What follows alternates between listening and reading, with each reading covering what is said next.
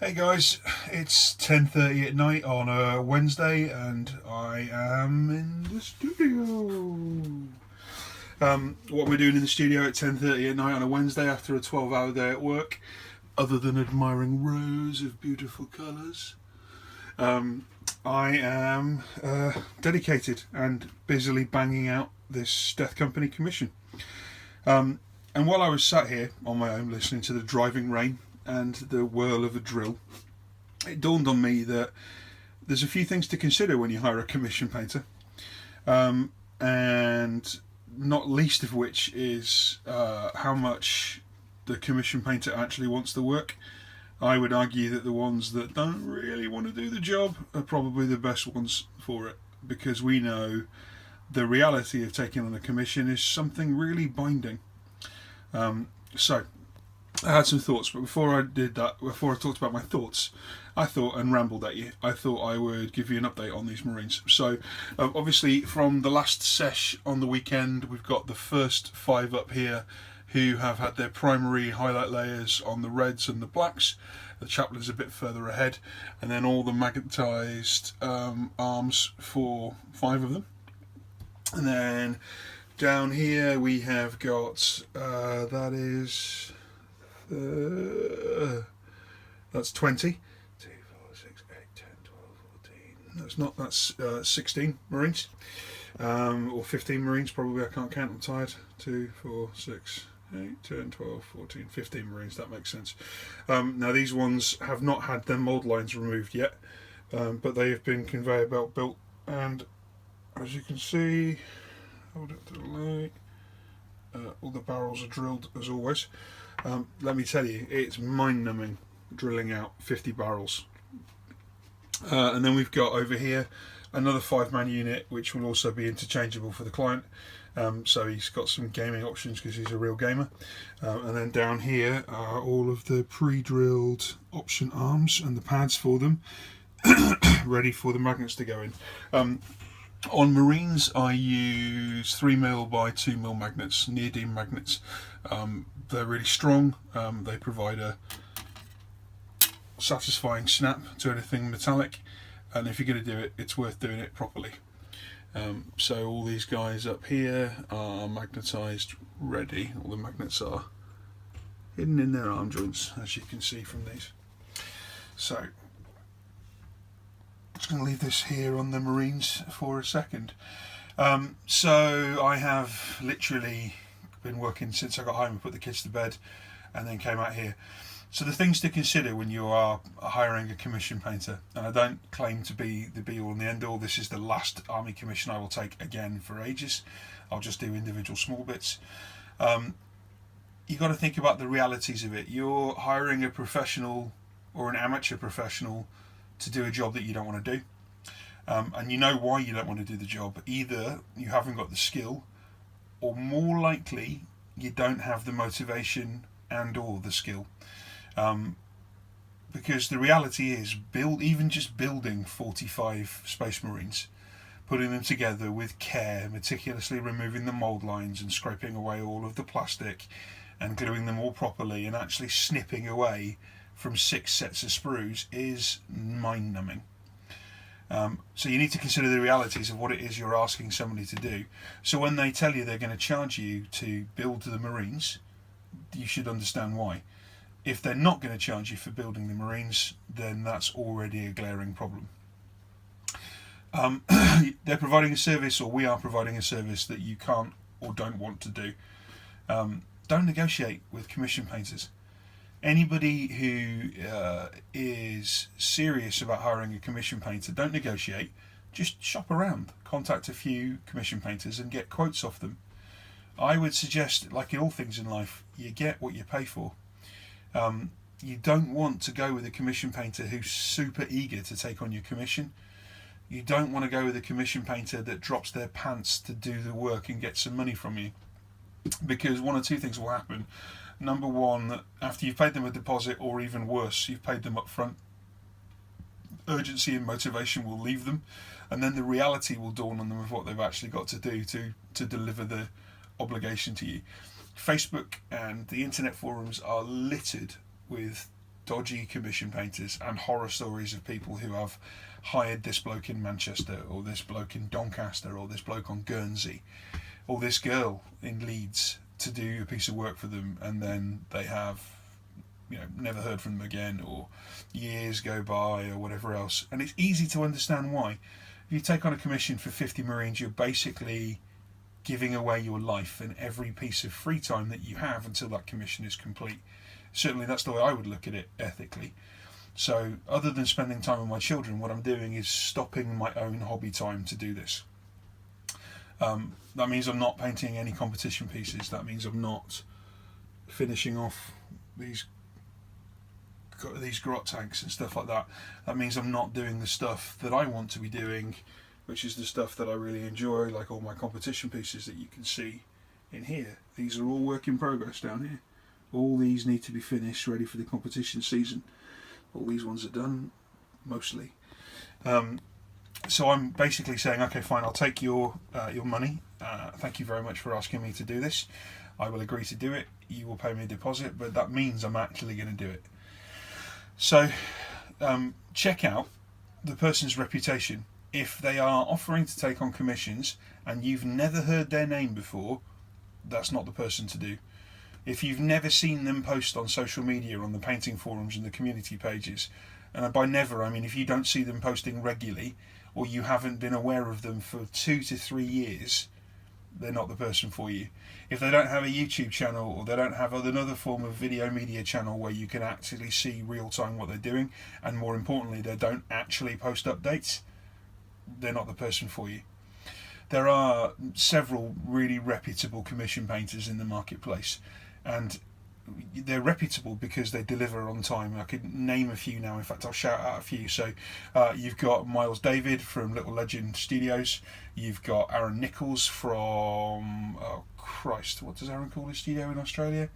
I don't know, but Aaron's over in Australia. And Titan Miniature Painting Commissions, something like that. You have got James Ryan from Dodge Miniature Painting. You have got James Seymour from Blazing Brush. These are guys who are hardened, proven commission painters. You've got Dave from Dave Paints. These guys, they either do it for a living or they are willing to sacrifice huge amounts of time. But if they do it for a living, then they're going to charge you a living wage. And not just this isn't just a hobby, this is their life. So if they're really successful commission painters and they seem really expensive, good. Because that means they're going to do a proper job and they value their time, and you get what you pay for. If it's a really cheap commission and you think, well, that all adds up, each one of those Space Marines, I can only afford to pay this much money, don't hire a commission painter. Spray them all black, highlight them all with white, and play with them on the table. Paint the odd marking on them. It's not for you. The more you are prepared to pay for a commission painter, the better the work you're going to get. That's as simple as that. As a guide, I wouldn't expect you to pay anything less than, even for a good tabletop standard, anything less than 15 to 20 quid for a single Space Marine, and that's cheap. There are master painters out there that will charge you £250 for a single Space Marine, and the piece of work they deliver to you will be worth every penny of that £250. The reality is, for this commission I will have charged the client 20 quid a Marine. That's 20 quid including building and basing and a good to upper quality tabletop standard. In other words, an army that people will look at and go, ooh, and we can start to see the realities of that. If I get this to focus, when you start to see the work that's in progress at the minute. So there we go. You also want to make sure that if you're hiring them to do an army and not an individual piece, you also want to make sure the person has got a track record of doing armies. Doing an army and consistently knuckling down is a skill set that I would suggest less than 3% of hobby painters actually have. There are millions of Games Workshop customers and all of the game systems customers out there who have unpainted armies. They have unpainted armies for a reason. The ability to discipline yourself into conveyor belt painting and unit painting is a skill in itself. We all start, and everybody watching this, whether you're a professional painter or just a hobby painter, will all start doing the thing, I'll do a test model. And that test model and maybe one other will be the only Marines that you ever do in a company. That's not the way you have to approach it. You have to physically push yourself through that psychological barrier. I don't want to paint anymore. Tough. Fuck it. You've got an obligation. You need to get on and get it done. This is 30,000 points of Necrons. 30,000 points of Necrons, all painted to a high standard. That's 3-point edge highlighting, fades, blends, all sorts of stuff. That's the start of 20,000 points worth of Tau, all painted to a high standard with fades and blends and edge highlights and weathering and everything else. That's the difference. It's somebody who has an army, if you're a gamer, that makes you think, Jesus Christ almighty, that is an amazing army and this person has done it before. Shout out to James Seymour at Blazing Brush. He's always posting his updates on heavy metal and stuff. This guy is a friend of mine, in fairness, but he is banging out 50 to 150 Marines a week at the minute for the same repeat customers, and these customers must have 30 to 40,000 point armies already now, and that sounds ridiculous, but it's not an exaggeration. You know, if you consider a Necron army, my Necron army is 30,000 points, and I've got 200 warriors that are all painted, and 60 immortals, and 50 death marks, and so on and so forth. You know, a 30 to 40,000 point Marine army is a lot of bloody Marines and a lot of armour. So talk to the person that you're considering hiring. Get a sensible quote. If the quote comes in a proper format, it's a proper painter. If the quote comes on the back of a beer mat or in a text message, what the hell are you doing? You want to make sure you agree set criteria with this painter. So not how long will it take, because unless you're working to deadlines and they have incentives to actively hit deadlines, we do, and they do have lives. But what you do want to set is a realistic timescale. And by you set, you don't set it. You ask the painter what a realistic timescale is, and they will tell you what a realistic timescale is. And then accept that, because you can't make them do it any quicker. If you don't think it's quick enough for you, then go and hire a full-time painter and pay the premium for that. It's as simple as that. If you need it for a tournament, then stump up the cash and go and pay somebody who's got more time to devote to it. The next thing you need to really consider doing, once you've agreed the timescale with the painter, is agree the brief. So, you know, the best thing you can possibly do to a commission painter is give them top line guidelines and say, this is what I'd like you to do, because we're all artists and let us get on with it. But if you have a specific brief, make sure it's confirmed in writing. The painter's aware of your requirements and they can invoice you and charge you appropriate to your requirements. The next thing to consider, other than the brief, is communication. How often do you want communication? You don't want to stalk the commission painter, that will really piss them off. But what you do want to do is have a level of courtesy to make sure that you are comfortable. We appreciate that you are customers, and I think it's particularly good manners to update your customer regularly. You know, I might be guilty of doing it every single day. I often find that ends up annoying the customers, but it's good manners in my mindset, and I've been burned in the past before I started to do proper painting. What I do find is a great alternative is shit like this. So I know that my client can watch Bully's Painting Parlour's YouTube channel, and whenever I upload one of these droney drossy videos, there's real-time progress. He's going to see that this will say, you know, Death Company commission update and rant, and he is going to see that all of his Marines are built for the first wave. Now I've agreed waves with this customer. So first I'm going to do 45 Assault Marines and 2 Chaplains.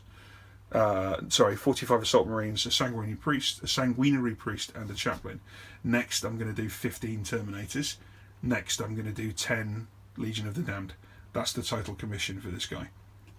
That's a lot of work. But on the flip side, that's a lot of investment from a customer. So this customer has paid me a deposit of 250 quid. The balance will be, I don't know, 500 quid, something like that. But I won't ask for the balance of this payment until this commission is completed. 250 quid as a deposit is fair. It is. It would allow me to stump up, pay any bills, to stump up the paint or anything I need to do stuff. He's obviously provided the minis, so the price of the minis isn't included in that. That's purely from my time to build and paint these models. Think about it. Do your research, hire a great painter. Good night, guys.